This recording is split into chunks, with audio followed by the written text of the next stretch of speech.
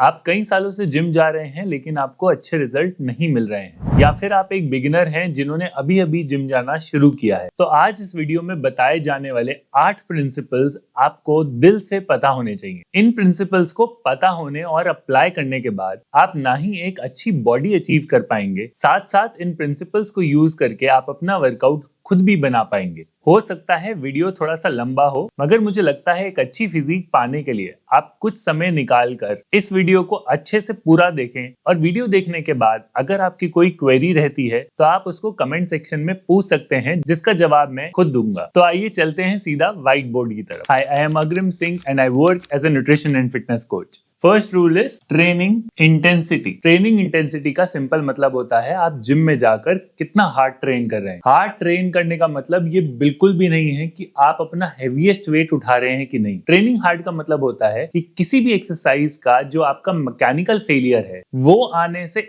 1 से 3 रेपिटेशन पहले तक आपका सेट हार्ड होना चाहिए और एक अच्छे फॉर्म के साथ होना चाहिए। फॉर एग्जाम्पल, मान लेते हैं कि आप 1 से 10 रेपिटेशन तक कर सकते हैं और 10वां रेपिटेशन जो है आपका वो बहुत एक्सट्रीमली मुश्किल से होता है किसी की हेल्प के साथ। तो ये बिल्कुल भी जरूरी नहीं है कि आपको हर सेट में 10 रेपिटेशन ही करने हैं। बेहतर ये होगा कि आप इससे पहले आने वाले 7, 8, 9 रेप यहां तक जाएं, और ये बहुत होगा आपकी मसल ग्रोथ के लिए। इसके लिए जरूरी है कि आपको पता हो कि आपका 1 रेपिटेशन मैक्स कितना है। 1 रेपिटेशन मैक्स का मतलब होता है आप एक रेपिटेशन में कितना हेवीएस्ट वेट उठा सकते हैं। लेकिन ये मैं आपको तभी रेकमेंड करूंगा जब आप एक एडवांस लिफ्टर हैं। अगर आप एक एडवांस लिफ्टर नहीं हैं तो यही चीज आप 10 रेपिटेशन मैक्स और 15 रेपिटेशन मैक्स के साथ भी कर सकते हैं। सो मान लेते हैं कि आपने बारबल बेंच प्रेस में 100 किलो से 10 रेपिटेशन करे और 10 आपका एक अच्छे फॉर्म के साथ अपर लिमिट था। तो ट्रेनिंग हार्ड का मतलब हुआ कि आप सारे सेट्स में एटलीस्ट 7, 8 या 9 रेपिटेशन कर रहे हैं। अगर आप सेट खत्म करने के बाद इतना ग्रेसफुली अपनी बारबल या डंबल को नीचे रख पाते हैं, that means that set is not hard enough for you. आप जब एक अच्छा हार्ड सेट करेंगे तो एक्चुअली आपको आपके लास्ट के रेपिटेशंस में परेशानी होगी। वो परेशानी कुछ ऐसे दिख सकती है। हो सकता है सेट के बाद आपका हार्ट रेट भी एलिवेट हो जाए, बट अगर आप हार्ड सेट्स के नाम पर अपने फॉर्म के साथ कॉम्प्रोमाइज कर रहे हैं तो सैडली आप और ज्यादा नुकसान कर रहे हैं। दूसरा प्रिंसिपल होता है प्रोग्रेसिव ओवरलोड। अगर आपको जिम में कॉन्टिन्यूअसली इंप्रूवमेंट करते रहना है तो आपको कोशिश करना है कि हर बार जब भी आप ट्रेनिंग करने आते हैं, या तो आपका उस एक्सरसाइज में वेट बढ़े या फिर उसी एक्सरसाइज में आपके रेपिटेशंस बढ़ जाएं। तो अगर आप बाइसेप कर्ल कर रहे हैं 15 किलो से 10 रेपिटेशन, तो या तो आपका वेट 15 से बढ़ के 16 हो जाए, या आपके 10 रेपिटेशन बढ़ के अच्छी फॉर्म के साथ 11 से 12 हो जाए। लेकिन प्रोग्रेसिव ओवरलोड का ये मतलब बिल्कुल भी नहीं है कि हर सेशन में ही आपका वेट और आपके रेपिटेशन बढ़ जाएंगे। स्पेशली अगर आप एक एडवांस और इंटरमीडिएट लिफ्टर हैं, हो सकता है कि आप कई महीनों तक अपना वेट और रेपिटेशन ना बढ़ा पाएं। प्रोग्रेसिव ओवरलोड पे और डिटेल में एक वीडियो में जल्द ही बना दूंगा, लेकिन अपने आप को हर 3 महीने में जरूर टेस्ट करते रहें कि आपका ओवरऑल वेट या आपके रेपिटेशंस बढ़ रहे हैं कि नहीं। थर्ड प्रिंसिपल होता है ट्रेनिंग वॉल्यूम। ट्रेनिंग वॉल्यूम का सीधा मतलब है कि आप एक हफ्ते में एक मसल ग्रुप के कितने हार्ड सेट कर सकते हैं। एंड स्टडीज बोलते हैं कि अगर आप हर मसल ग्रुप के 12 से 20 सेट एक हफ्ते में कर रहे हैं तो एक एवरेज इंसान के लिए काफी होगा एक अच्छी मसल ग्रोथ देखने के लिए। ये नंबर थोड़ा सा वेरी कर सकता है। अगर आप बिगिनर हैं तो ये नंबर थोड़ा सा कम कर सकते हैं आप। अगर आप एक एडवांस लिफ्टर हैं तो थोड़ा सा ये नंबर आपके लिए ज्यादा भी हो सकता है। जनरली लोग एक गलती करते हैं कि वो अपना ट्रेनिंग वॉल्यूम बढ़ाने के चक्कर में अपने सेट्स को हार्ड इनफ रखते ही नहीं है प्रोग्रेस देखने के लिए। इसको हम मोस्टली जंक वॉल्यूम बोलते हैं। फोर्थ प्रिंसिपल है रेपिटेशन। अकॉर्डिंग टू साइंस, अगर आप एनीवेयर बिटवीन 6 to 30 रेपिटेशन कर रहे हैं,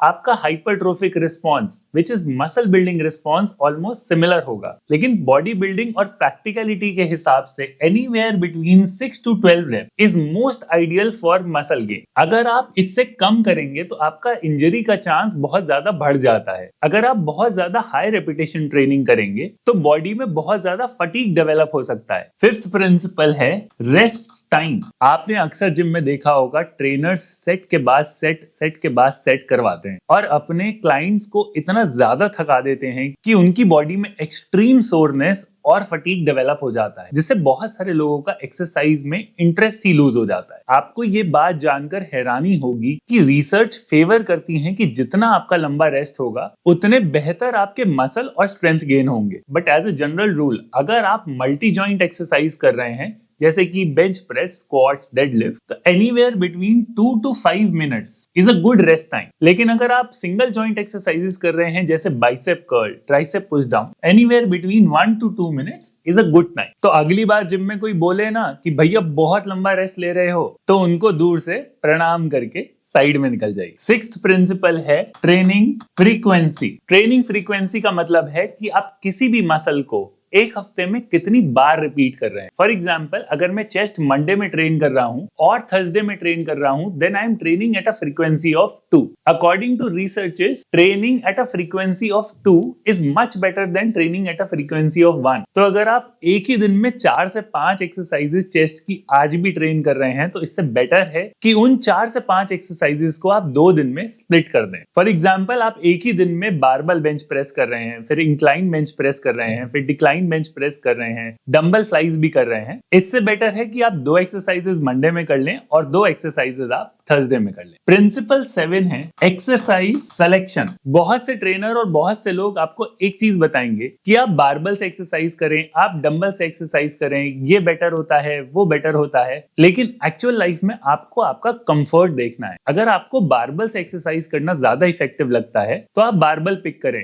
अगर आपको मशीन से एक्सरसाइज करना ज्यादा बेटर लगता है तो आप मशीन्स पिक करें। तो कहने का मतलब है, अगर आपको बैक स्क्वाड पसंद नहीं है और आपकी बॉडी के लिए सूटेबल नहीं है तो आप लेग प्रेस कर लीजिए। अगर आपको बेंच प्रेस में शोल्डर में पेन आता है या आपको पसंद नहीं है तो आप डंबल बेंच प्रेस कर सकते हैं। सो एक्सरसाइजेस ऐसे सिलेक्ट करिए जिनको आप परफॉर्म करते हुए कॉन्फिडेंट हैं, जिनके साथ आप कनेक्ट फील करते हैं और जो आपको प्रोग्रेस करने में हेल्प करें। अगर आप अभी तक इस वीडियो में बने हुए हैं और कुछ सीख पा रहे हैं तो आप इस वीडियो को उन लोगों के साथ जरूर शेयर करें जो अपने जिम की जर्नी में हैं और एक्चुअली परेशान रहते हैं कि उन्हें एक अच्छी नॉलेज नहीं मिल पाती। लास्ट प्रिंसिपल है रेपिटेशन टेम्पो। रेपिटेशन टेम्पो के बारे में आपको तभी सोचना है जब आप एक इंटरमीडिएट और एक एडवांस लिफ्टर हैं। इसका सिंपल मतलब होता है कि आपको कितना टाइम लगता है एक रेपिटेशन को खत्म करने में। जो आपका लिफ्टिंग पार्ट होता है उसे हम बोलते हैं कॉन्सेंट्रिक फेज, और जब आप वेट को लोअर डाउन करते हैं उसको बोलते हैं eccentric phase. Ideally 2 to 6 second is a very good time for you to complete 1 repetition. For example, आपको बाइसेप कर्ल करना है। बाइसेप कर्ल में आपको उठाते हुए